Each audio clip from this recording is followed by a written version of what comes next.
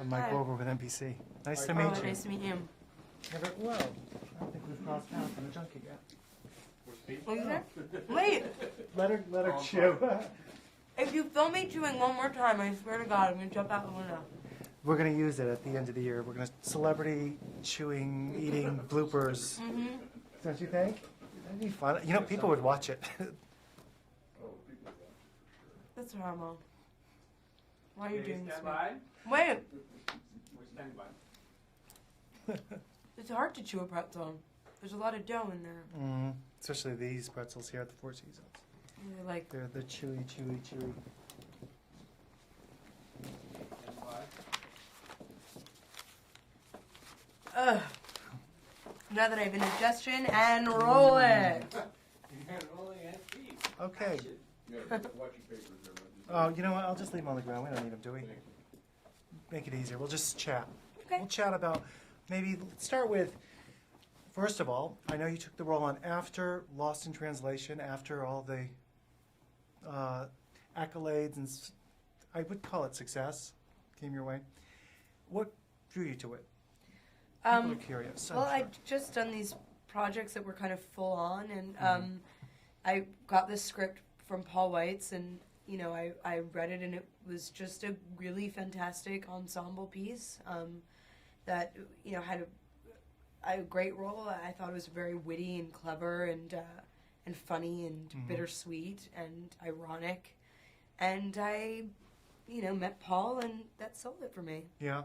So the people mainly before. I mean, other than just the part, it was the whole package. Yeah, it was the whole package. It was Topher, Dennis, Paul, script, just was very inviting. And we, you know, when I watch this film, I see Dennis, Topher, and I, you know, these three young actors just having a fantastic time reading this great dialogue and being able to interact with one another. And it was just, I think it just felt right. I don't know. I just wanted to be a part of it somehow.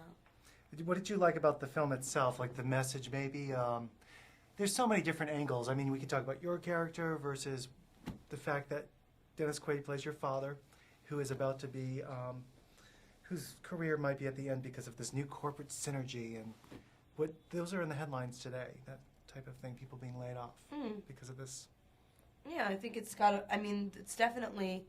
I think corporate downsizing is something that is threatens our society today. Not just that, but it is a huge part of people's lives, especially now, like never before, really.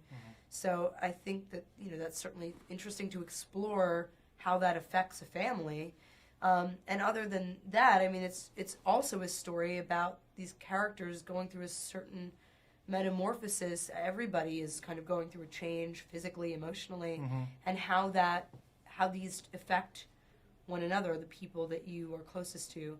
And what's interesting about it is that also I think people are constantly changing. Sometimes Right. you feel like, you're moving on, and everybody else is like wave hard, is kind of staying stiff and stale.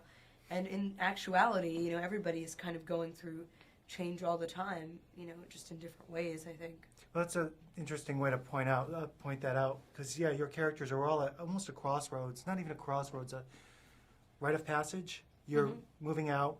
He's about to be a father again, and you're about to have a little. You know what I mean? There's a lot of huge, life-changing situations going on. Yeah, absolutely. I mean, we're getting another sister.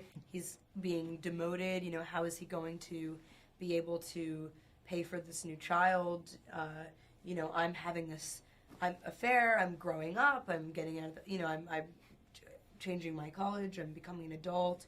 My sister's talking to boys. Topher's getting a divorce. It's just everybody's kind of going through something, and it's so great how Paul has put that all in the film without making any sacrifice. It's pretty cool. I think it's I'm really proud of it. So We've just wrapped. Congratulations. Nice thank to you. meet you. You too.